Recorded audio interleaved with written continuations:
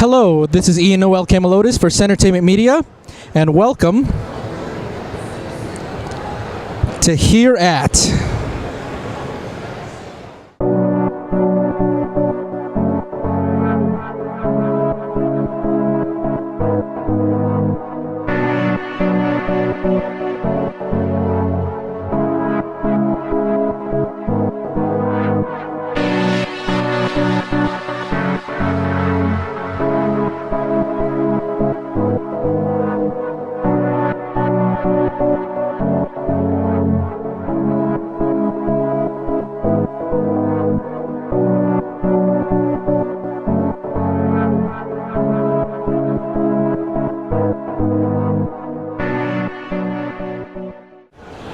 So as you can see, we are here in the Donald E. Stevens Convention Center in Rosemont, Illinois for the 20th anniversary of Anime Central.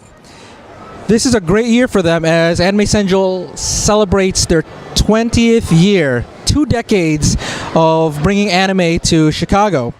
There's a lot of guests and panels here, a lot of events that are going on. As you can see also, there's a lot of vendors here too. This is a really big year for them. The vendor area actually stretches all the way to the ends of the hall here, and then they had to put the artist alley in a totally different section and part of the convention that had not been opened up in previous years.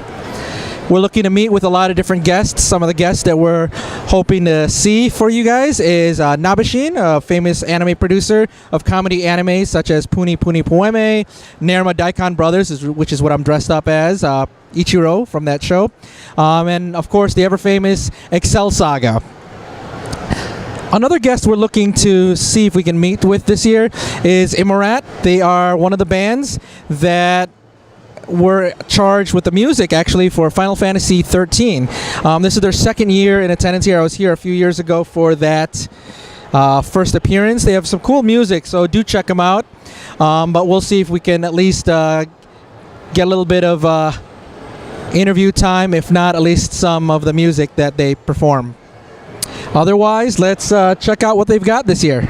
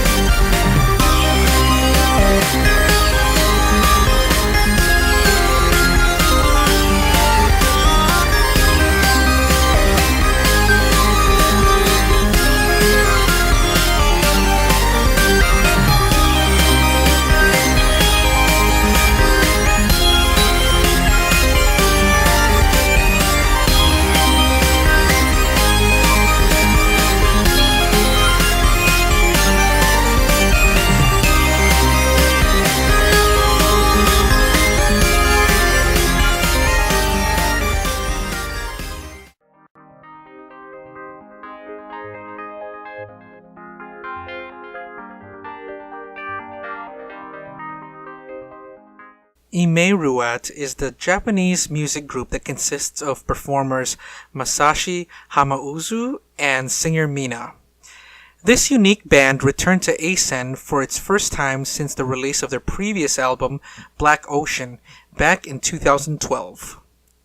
For many fans, Imeruat is most known for their contributions to the soundtrack of Final Fantasy XIII and Final Fantasy XIII-2. Well, going back to Final Fantasy XIII, how were you able to make the decisions musically for that game? So there's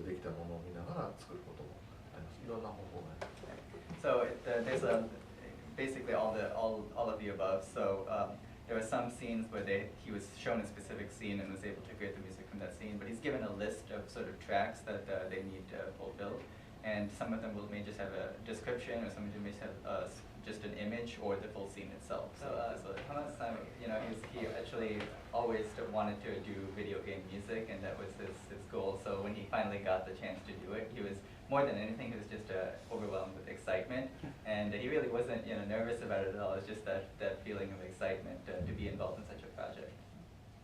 Great.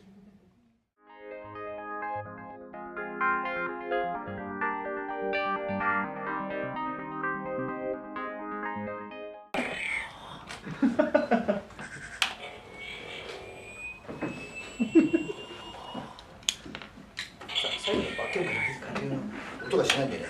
よし。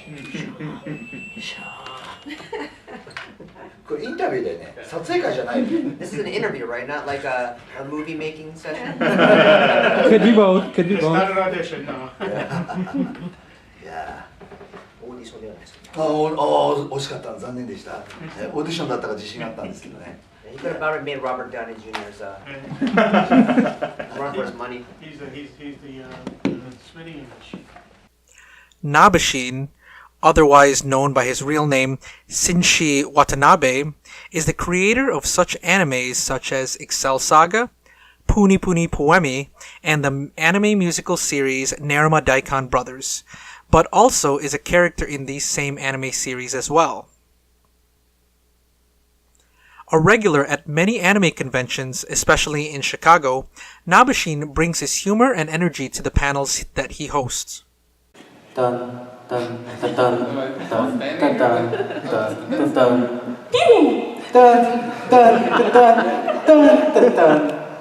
dun dun. 動かないとつまんないね。なんかね。We need some movement here.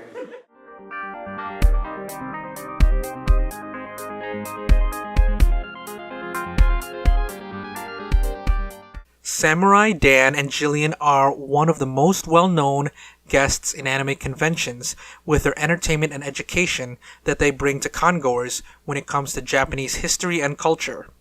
In their panels and interactive workshops, attendees are able to learn about the way of the samurai as well as the type of dogs that are native to Japan, among many other Japanese cultural facts.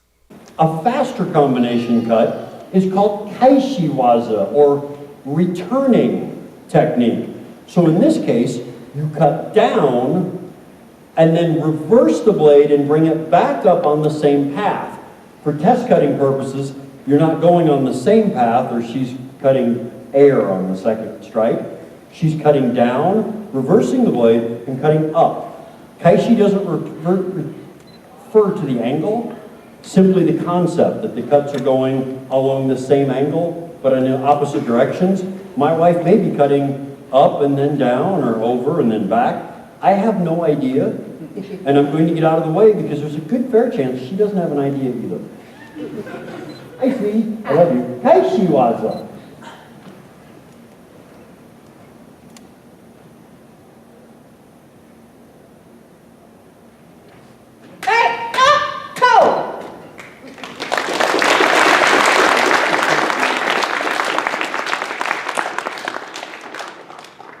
The really fun part is you guys are applauding the razor-sharp precision of her cuts, but you're getting a little more muted with every match she cuts. Like you're a little bit more afraid of her with each one. I live with this.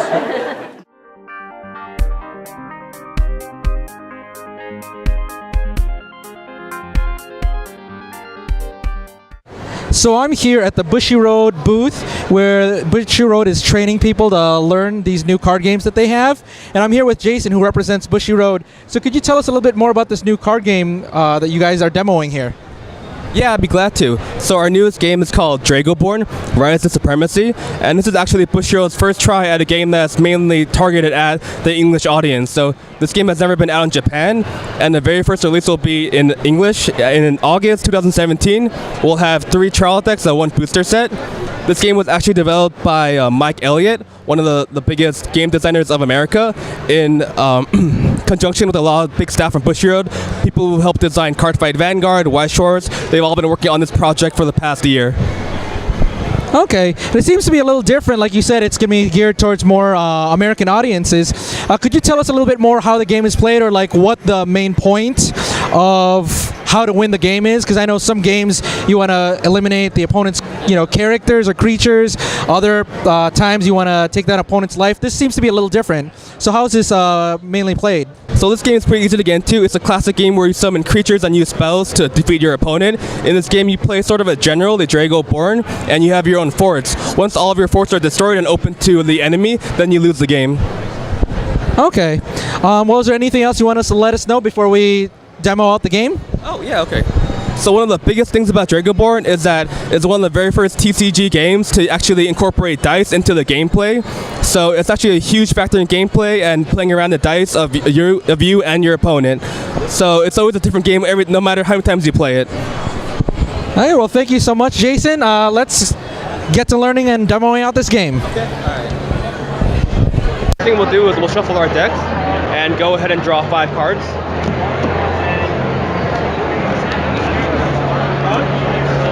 Okay. Right now we can do a mulligan where we put cards back in the deck and draw the same number of cards. Okay. So what you want right now is you want cards of varying colors and a low level. Maybe think the game really has potential. So I'm going to choose 3. Depending on what your dice roll. I'll do 3 too.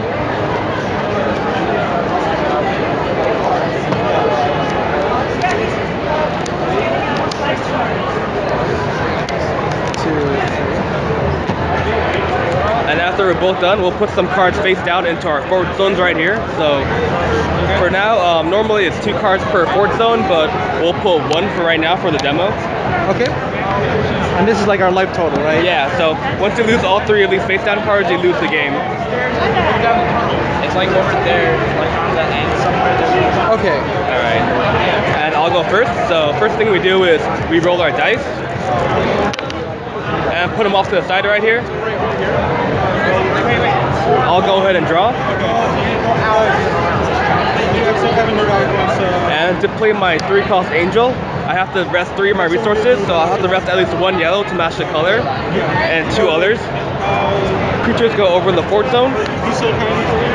So it's also 2 creatures per fort. Gotcha. Alright, now we'll start using the dice.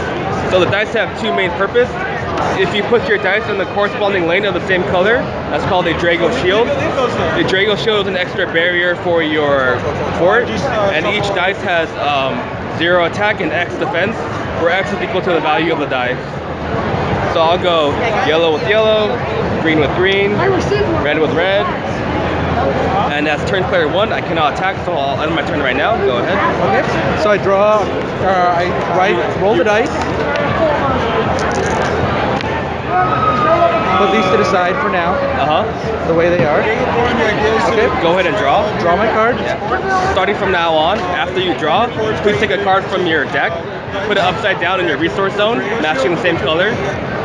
So upside down. So go and take a look at it. Okay. Okay. Put it in your resource zone, matching the same color. Face up or face down? Face up. Face up. Okay. And we'll put it upside down. So these 2 symbols match up. Okay, gotcha. Yeah. Who goes first? Just So right now I can put as many as I want, but I've got to use up these resources. Yeah. So Go ahead. You're in your main phase right now. You can summon creatures, play spells, and use your dice before your attack step. Okay, so you can mulligan back any number of cards. and I will do these. So I gotta use up this resource. I will play the rat mid. So and then he'll have. Actually, I'll you'll use. have 4. You'll have 4. So the arachnid anywhere I want. Okay. And then I will use up 1 more here for a creature over here. And then I use my dice next. So corresponding here. So your dice can be used as the shields.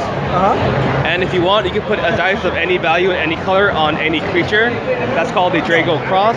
And that means that creature will have +1 attack and +1 endurance. Okay. Well, right now I want to protect all my forts. Okay. So I will do that. And since I did not go first, I can attack, You correct? can attack right now, yeah. Okay, so I will choose to begin by...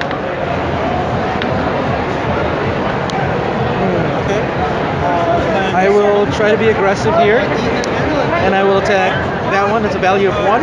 Okay. So this dice is down to 0. I'll put it to the side over here. Okay. Then I will use this to attack that fort with Okay. the shield. So your attack goes through. Yep. When this face down card is destroyed, I can take a look at it, and it goes to my hand. Okay.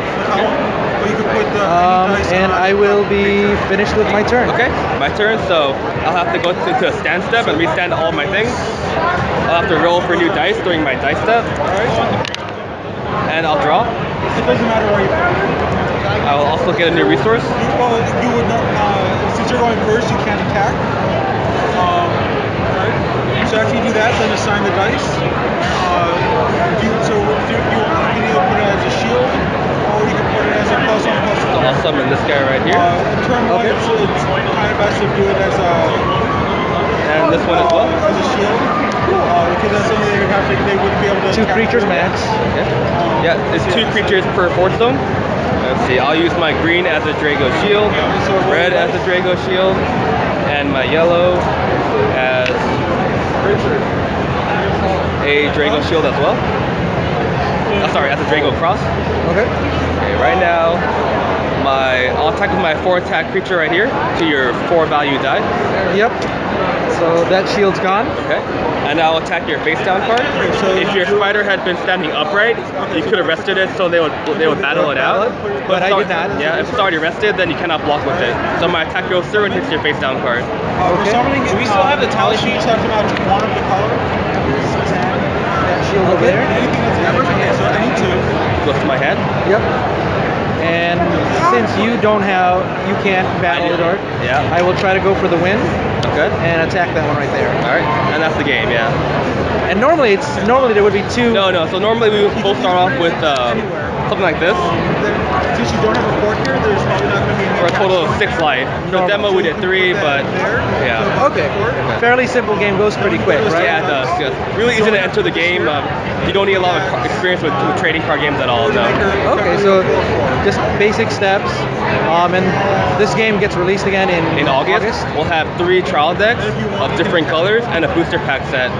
And all the cards will come with dice included with them. Okay. Yeah. Well, thank you so much. No, thank you. Oh, this is only a 2-2.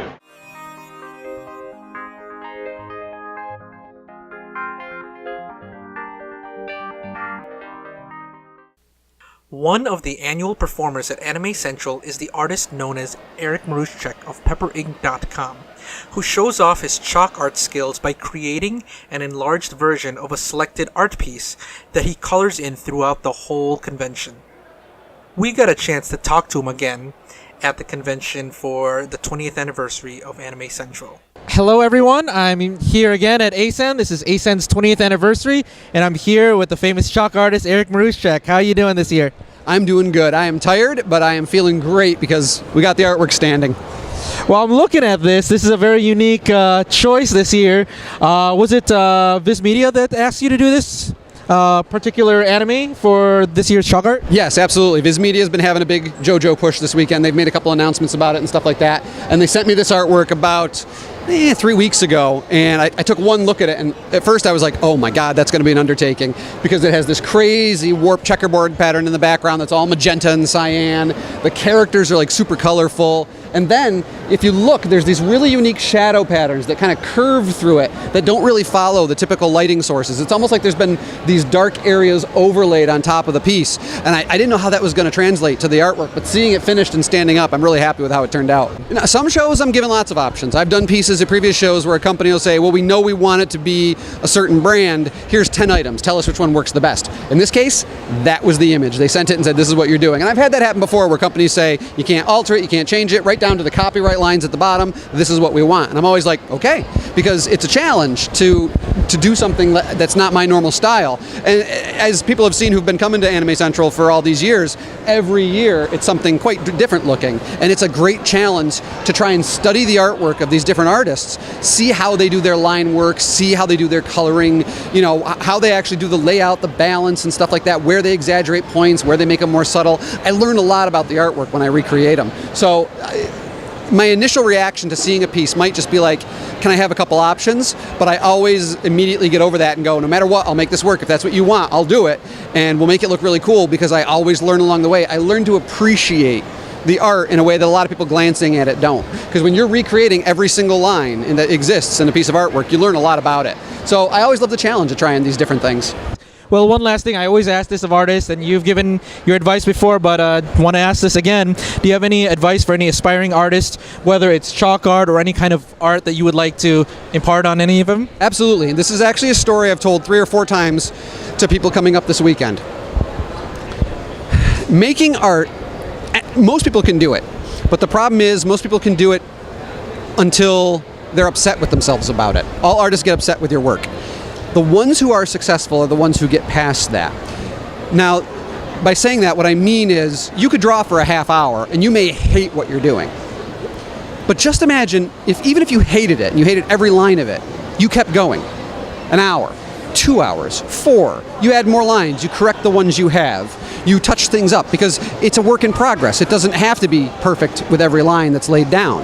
Then what if you get to hour 8, hour 10? You're adding background, you're adding shading, you're adding color, things you never normally do. So many artists will draw like a face, be unhappy with it, give up. There goes a whole sheet of paper out the window.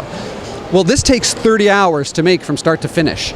Imagine what you could accomplish in 30 hours. I don't care if you ever show it to nobody. I don't care if you never have it leave your sketchbook. But if you put 30 hours in on a piece, you would be amazed at what you can accomplish. Stuff you never thought possible.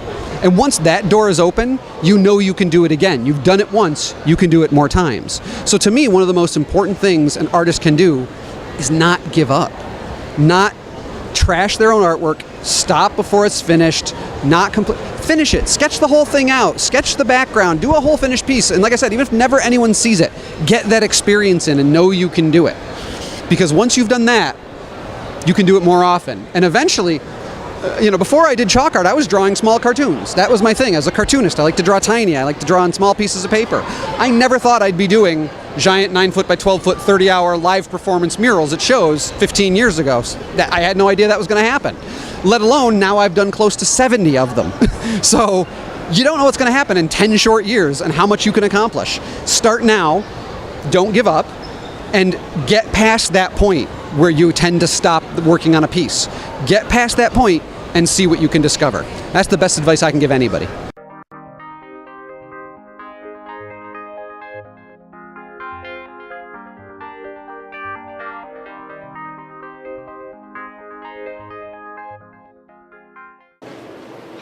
Oh, into the mic.